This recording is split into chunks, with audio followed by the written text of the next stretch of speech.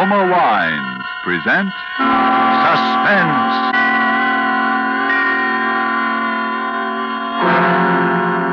Roma Wines, made in California for enjoyment throughout the world. Salud. Your health, senor. Roma Wines toast the world. The wine for your table is Roma Wine, made in California for enjoyment throughout the world.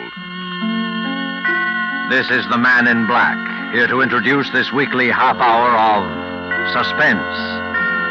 Tonight from Hollywood, we bring you as star Mr. Alan Ladd. In the character Mr. Ladd assumes with us tonight, he reveals the thoughts and through them the dramatic story of a young man on trial for the crime of murder. But before we take you to the scene of our drama, let's imagine ourselves for a moment in flower-garlanded Bermuda. We are seated on the terrace of the exclusive Coral Beach and Tennis Club.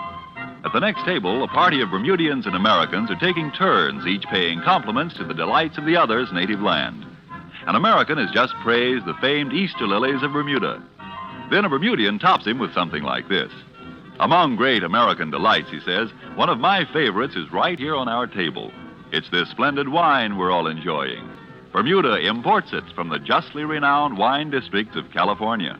It is your internationally esteemed Roma wine. Yes, and Americans themselves have certainly not overlooked the great and enjoyable qualities of these fine Roma wines. Proof is, Roma wines are America's largest selling wines. Such outstanding popularity must mean here are wines that are more taste-delighting, more satisfying in their richness and fine wine quality.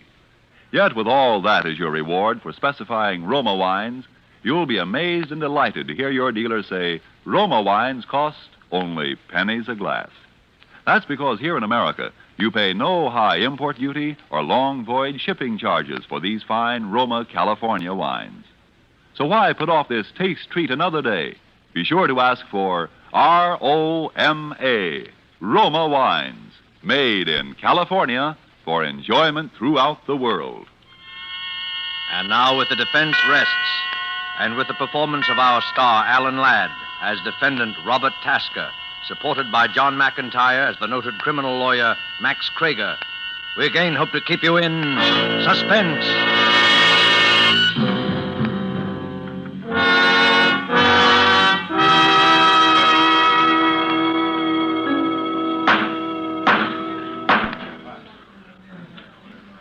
The People versus Robert Tasker.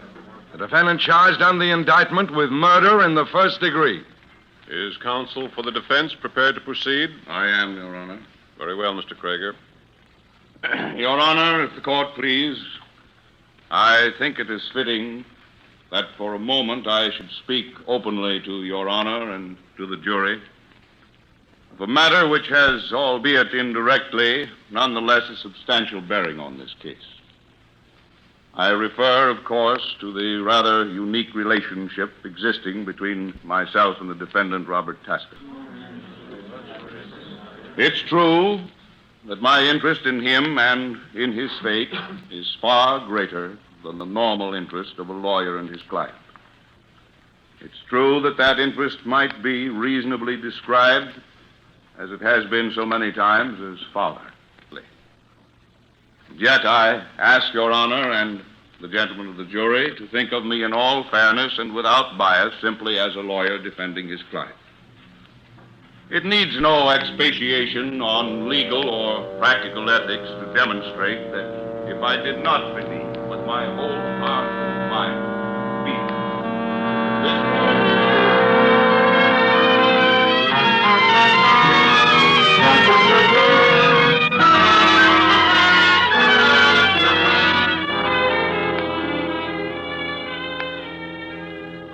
My name is Robert Tasker. I am sitting in a courtroom on trial for murder.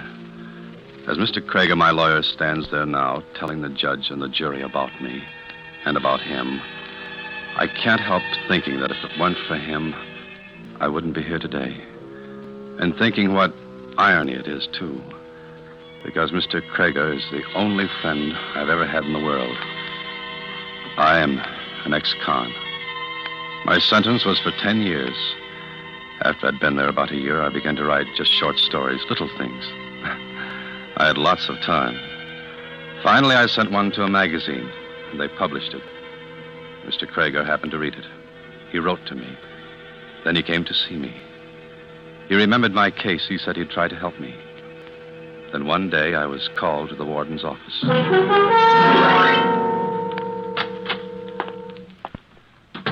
Hello, Robert. Hello, Mr. Krager. Robert, I've got some good news for you. I've got your parole. You're free. Well, you happy? Sure, it's just that I still don't quite believe it. It's official, Tasker. Here are your papers. Papers. That'll make everything easy, won't it? Passport to a brilliant future. Ex-con. Robert, I know it's going to be a little hard to adjust at first, but there's a job in my office that Thanks, Mr. Krager, but I don't want charity even from you. isn't charity, Robert. I need a clerk in my office, or I wouldn't have offered you the job. You don't have to stay if you don't want to, but you'll be doing me a favor if you try it. Well, I guess I owe you at least one favor. No, Tasker. Goodbye and good luck. Just remember that what's happened up here is water over the dam. Don't hold any grudges. I don't hold any grudges. There's one man I hate, that's all. A man you hate, Robert? What's the use of kidding about it? His name is Arthur Hines, and I hate him. Simple as that. Well, forget it, son. Hines was DA then. He was just doing a job, that's all. He had nothing against you. He was doing a job, all right. Robert, you mustn't feel that way. You'll get along with Hines all right. Get along with him. In the office. Oh, didn't I tell you? Arthur Hines is my new partner. Well, it certainly threw me for a second to hear I was going to be working side by side with that. Well, I figured they were right, and I shouldn't hold grudges, and I made up my mind to play ball. The work wasn't hard, and I was able to do some writing on the side. Mr. Krager always encouraged me in that. And Peggy helped me a lot, too. She helped me to believe in myself. All that time, I never saw Mr. Hines. He was out of town or something. And then one day he came back. I was nervous at the idea of seeing him, but I thought I was all over my resentment then. He was in his office with someone. He had come in the private entrance. I was out in the anteroom with Peggy by the switchboard when I heard the commotion. No, don't you understand the English language? No. You're a liar. Now you get out of here. Get out. Don't give me that, Hines. You've either got it or you know who has. I don't know anything about it. I don't want to know. Don't you think I got enough trouble nowadays keeping mugs like you out of the pen without being defensed for what you stole? Now you get out of my office and stay out. Okay, but I'll be back. $50,000 is a lot of money. Huh. What do you want? Why, Robert works here, Mr. Hines. my name's Robert Tasker. Did Mr. Krager tell you about me? I knew I'd seen you before. You're that punk kid I sent up to San Quentin. Was for 10 years. What do you mean you're working here? Well, Mr. Krager got me out. He gave me a job. Job of what? Snooping outside my office? Oh, I wasn't. Don't talk back to me, you dirty little jail rat. You... Why, you... Robert, don't. Let me go. Well, what's the trouble here? Robert, Let me go. stop it. Calm down, calm down. What's the matter? What's the idea of bringing this kid into the office, Max? Isn't it bad enough to have to work with criminals all day without... Robert's not a criminal. He's here because I want him to be here. Because I believe in him and trust him. Oh, yeah? You don't still have anything against Robert, do you? I just don't like anybody hanging around outside my door when I'm having a private conference, that's all. All right. Now, look. Robert Tasker is one of the finest, most gifted young people I've ever known. I want him to get along here. And I want him to get along with you, too, Arthur. See? Me, I can get along with anybody. Well, I gotta be in court. Wait a minute. Now, shake hands, both of you, will you? Well, anything to keep peace in the family. That's fine. Everything forgotten. Start off on a clean slate, right? Sure. Well, I'll see you later in the afternoon, Max. Oh, Robert, come into my office for a minute, will you? Sure. My boy, I'm terribly sorry. I don't know how to begin to apologize. Why should you apologize? Oh, it was all my fault. I don't know how I could have been stupid enough not to tell him beforehand, for both your sakes. I know, but I just don't like him, and he doesn't like me. No, Robert, you're wrong there. It's just that things have been happening lately to upset him, like this fellow Marvin and his $50,000. You know about that? Well, Robert, you know we have to deal with some peculiar people in this business. There's a poor fellow who's been in prison himself for the last 5 years. He had quite a lot of money when he went in. Oh, he stole it, I guess. Oh, he thinks Hines hijacked it on him, huh? if he ever really had it.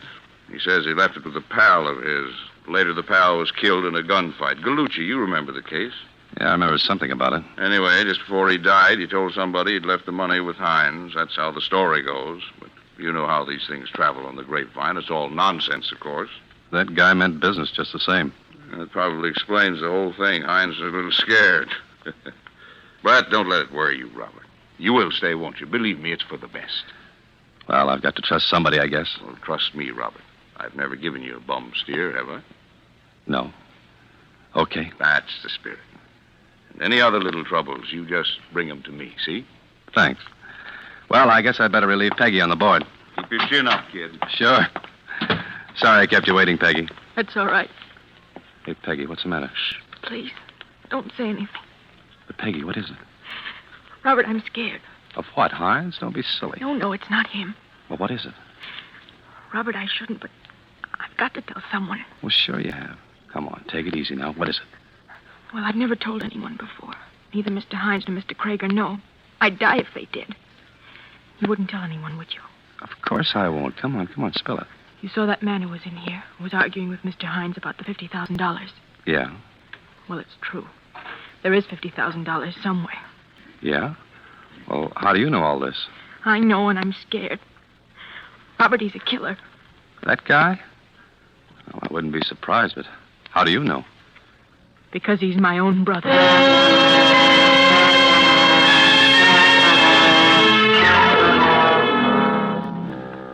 I had a hunch till I'm out of there right then. I knew something was going to happen. But I hated to run out on Peggy when she was in jam and might need help. And I didn't want to let Mr. Krager down either. So I stayed. Then one day, about 2 weeks later, it came. I hadn't had any more trouble with Hines. He was out of town most of the time anyway. He was still out of town that day. The day that he died.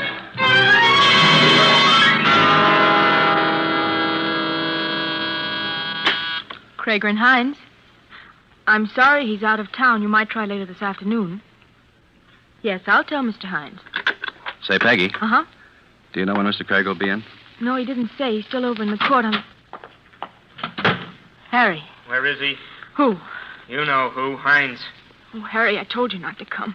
I begged you not to. Sure. Always a little pal. Always a little... Hey, wait a minute. What does this guy know? I told him that you were my brother. But nobody else knows, Harry. Yeah, sure. Okay. What do I care? I only care about one thing. Harry, you promised you wouldn't come up here. Where's Hines? I don't know. He's out. Well, then I'll wait till he comes back. Harry, you must... I'm staying. I'll get it out of him. Harry, your sister said you should leave. Keep out of this, punk. I don't like that word, pal. Robert, listen. Will you watch the board for a few minutes? Sure. It's lunchtime anyway. Harry, I've got some things I want to talk over with you, privately. Yeah? What things? About Hines and... you know. Come on, we'll go downstairs to the grill in the lobby. You wouldn't be trying to ease me out of here, would you? No, honest. I've got to talk to you, Harry. Come on. Okay, and listen, pal. Yeah?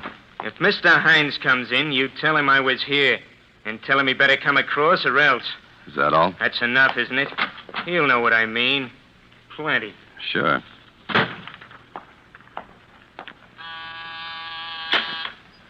Krager and Hines. Hello, Robert. This is Max Krager. Oh, yes, Mr. Krager. You there all alone? Peggy out to lunch, huh? Yes, she is. Well, that can't be helped. I'm in a hurry now. I'll tell you what I want you to do. Yes, sir? I'm across the street in the courthouse, Judge Andrews' court, the Ellsworth case. Now, there's some notes I've got to have over here right away. They're in my own handwriting in pencil and clearly marked Ellsworth. Yes, sir. You'll find them in Mr. Hines' office. The pages are all clipped together. I don't know exactly where in his office. It may be on his desk, or maybe one of the drawers, or in the files, or under the blotter. But keep looking, you see? Keep looking until you find it. All right, sir. And then bring it over to me right away. Got it? Yes, sir. I'll be waiting for you. I left the switchboard and went into Mr. Hines' office. I started looking around for the notes. I looked everywhere. The desk drawers, the filing cabinet. I even tried to look in the safe, but it was locked. Then I noticed some yellow papers on top of the bookcase. I reached up and took them down. I was standing there with my back to the private entrance, looking the papers over to be sure that they were right ones when... What are you doing in here? Mr. Krager wanted some papers, Mr. Hines. I thought I told you to stay away from my office. What are you snooping around in here for? Well, Mr. Krager told me to look in here for... Yeah? There's something mighty funny going on around this office. There's nothing funny, Mr. Krager just said. I say there is. What's that switchboard girl doing sneaking around the lobby with Harry Marvin? Tried to duck me, but I saw him. First, the switchboard girl turns out to have a crazy ex-convict for a boyfriend, and That's now... a lie. He's her brother. Her brother? Oh, so that's it. I shouldn't have said that, Mr. Hines. I don't know anything about it, You really. don't, eh? Well, I do. I get it now. I knew there was something. All of a sudden, I get it. Mr. Hines, there's nothing to get. Yeah, so the girl and her brother go down to the lobby and set themselves an alibi because they know I'll suspect them. And then they get you to do their dirty work for a nice fat cut, I suppose. That's what you think. Please, Mr. Hines, don't talk that way. Well, you didn't find it, did you? And you won't. Now get out of here, you little punk, before I... I said don't talk that way. Oh, you dirty, thieving little stirbuck. I told you not to talk that way.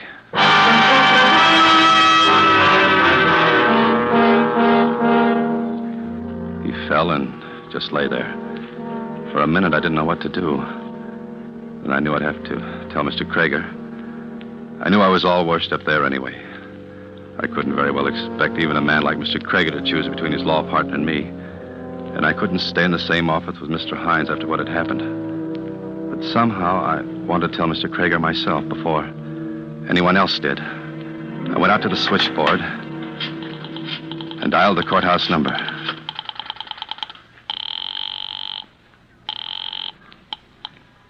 Judge Andrews Court, Johnson speaking. I want to speak to Mr. Max Krager. This is office calling, please. Well, I don't see him around here right now. The court's in recess. I know, but try to locate him, will you? It's important. Okay, hold the line. I sat there waiting for them to find Mr. Krager.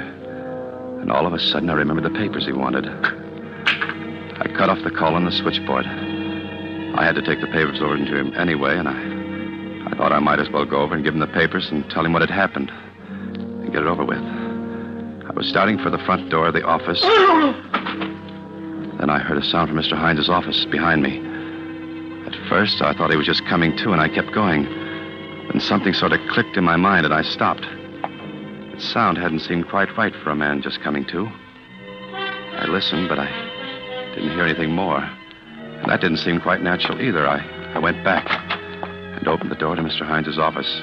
He was lying there just as I had left him, and yet there was something different. I went over and looked at him more closely. His face was a terrible gray. I touched his wrist, feeling for his pulse. The next thing I knew, I was down on my knees, tearing open his collar, but even then I knew it wasn't any use. Mr. Hines was dead.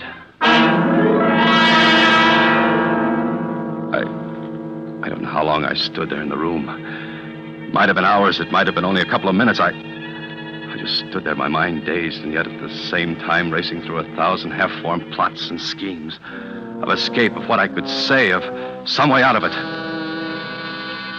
And the switchboard began to buzz with an incoming call. It sort of brought me to my senses, more out of habit than anything else. I went to answer it. Krager and Hines. Robert, you still there? Mr. Krager, Where are those notes? Haven't you found them yet? Yes, I found them all right.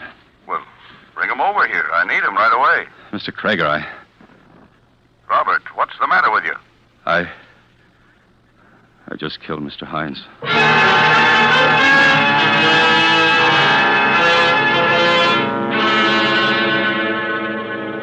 You're just making it hard for yourself, Tasker. I've told you what happened. In a pig's eye you have. Well, I don't have to talk if I don't want to. Oh, no? I'm waiting for Mr. Krager. I told you that. Krager, what do you think he's going to do for you? I don't know. Well, I do. He's going to see that you burn. That's what he's going to do for you. Maybe. What do you expect? You kill a man's law partner right in his own office. You think he's going to help you? Are you crazy? Well, he told him he'd come down. Sure, of course he'll come down to give evidence against you. Now, listen, Tasker. You give a full confession, we may be able to get you a break. All right. Mr. Krager's outside, Captain. He wants to see you. Sure. Send him in. Okay, Mr. Krager. Thank you. Hi, boys. Hey, Mr. Krager. Hello, Robert. Hello, Mr. Krager. I've been treating you all right? Pretty good. Fine. I don't like to have my people treated roughly. You what? You heard me, Captain, and while you're at it, you might as well take those handcuffs off of him. Because from this moment, he's out on bond, released in my custody. I've got the papers right here. Say, are you crazy? Certainly not. I simply don't believe the boy did it, that's all. Well, I'll be... All right, Hawkshaw. Who do you think did it? That, Captain, is your department. My job is simply to defend an innocent man. Now, look, Krager, don't try to kid us. It's an open and shut case. Tasker's the only person who had the opportunity. The only one who had a motive. Uh-huh. Well? Not to speak ill of the deed, Captain, and although Arthur Hines was my law partner, it is unfortunately true that quite a number of people at least thought they had a motive. Sure. So maybe this ex-con Harry Marvin had a motive, or even the dame with the switchboard had a motive, for all I know. But they couldn't have done it. 50 people saw them together downstairs in the lobby of the building at the time the murder was committed. Oh, you talked to him, have you? Sure. So what? Listen, this kid admits he had a quarrel with Hines. He always hated him anyway. He admits he hit him. So he picks the paperweight off the desk and smashes him over the head. Wait a minute. You didn't say anything about that, Robert? No, I didn't even know about it before. I didn't hit him with a paperweight. Stop it, will you? The back of the man's head is bashed in with that paperweight. This kid's fingerprints are all over it. What's so funny? This is murder, mister. I'm sorry, but you'll find out if you ever try to bring this boy to trial for killing Arthur Hines with a paperweight. Listen, Krager, I know you're pretty smart. I know you go around bragging you never lost a case. And that goes for this one. Double. But you're not going to make a chump out of me.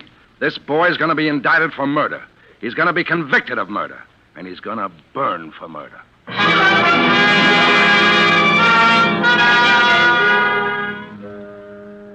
Indicted, convicted, burned. 3 promises. And the first one's already happened. The second one, well, even I can see we don't stand much chance. And the third one, well, I just try not to think about it.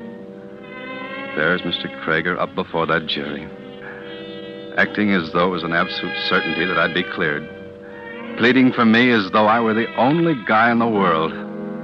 Because, well, that's the kind of a man he is.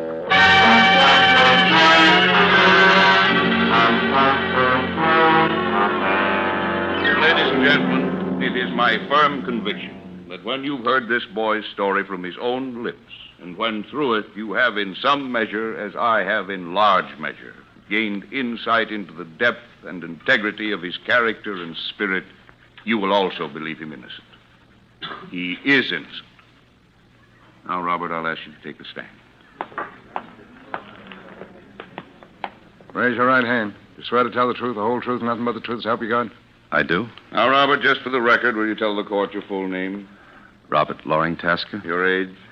24. Your mother and father are dead. You have no living relatives? No, not one. Now, before you begin your story, there are 1 or 2 extremely important points that I particularly wish to emphasize to the court. Now, tell me, Robert, how long was it between the time you quarreled with Mr. Hines and the time you went back into his office and found him dead? Not long. 6 or 7 minutes, perhaps. But it was long enough for someone to have entered Mr. Hines' office by the back entrance, struck him, and left again, was it not? Yes, it was long enough for that to have happened. Would you have necessarily heard such a person enter the office? No, you can't hear much from outside when the door's closed. Particularly if there were no conversation, because Mr. Hines is already unconscious. Is that correct? Yes, then I wouldn't have heard anything. Now, concerning this famous paperweight the prosecution has talked so much about, I have it here. Do you recognize it? Yes, it was always on Mr. Hines's desk. Now, when you went into his office at my order to look for certain papers, you touched this paperweight, did you not? Yes, that's just about everything on the desk. Exactly. In other words, your fingerprints would be found not only on this paperweight, but on practically everything else in the room. Well, yes, they would. In due course, Your Honor, we shall demonstrate that such is, in fact, precisely the case. Now, Robert, when Mr. Hines found you in his room, he was irate and highly suspicious, was he not?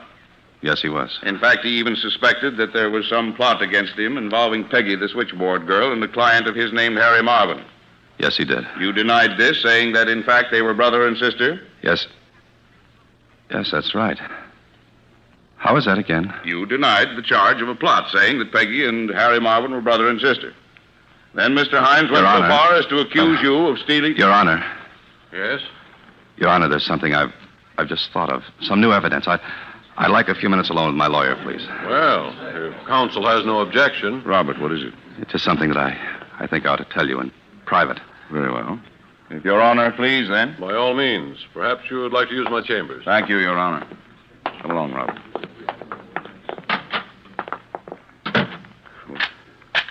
Well, you didn't have to lock the door, Robert.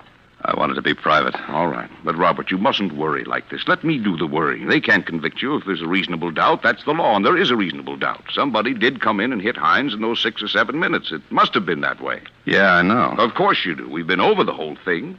Now, let's go back into that courtroom. Mr. Krager, there's something I haven't told you. Something you haven't told me? What? Oh, it's a little thing, but it's kind of important because it's something I never told anyone. Well, what is it? I never told anyone that Peggy was Harry Marvin's sister, except Mr. Hines, by mistake. And he's dead. Well, now, Robert, don't you think that's a little trivial to be... No, because you know about it. You just said so in the courtroom. Well, There's only one way you could have found out. You must have been in your office when I had the fight with Hines and heard me tell him. Robert, that's ridiculous. Oh, no, it isn't, because you're right. Somebody did come in those 6 or 7 minutes and kill Hines.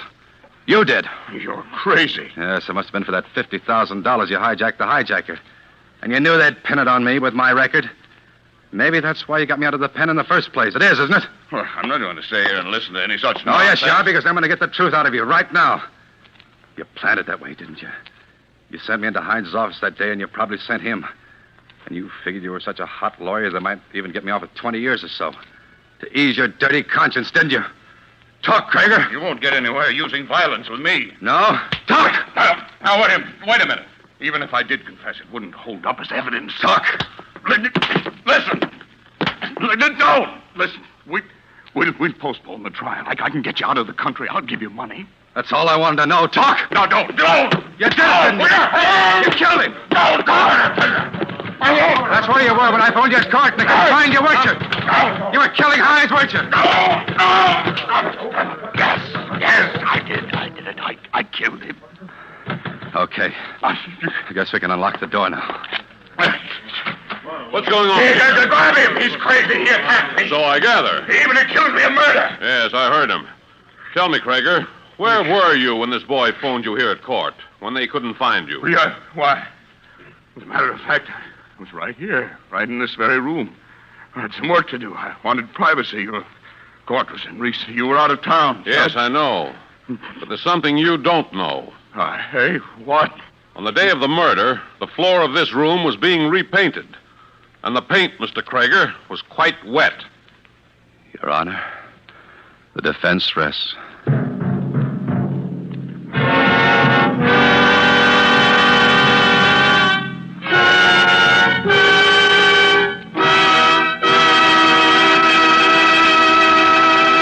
And so closes The Defense Rests, starring Alan Ladd. Tonight's tale of suspense.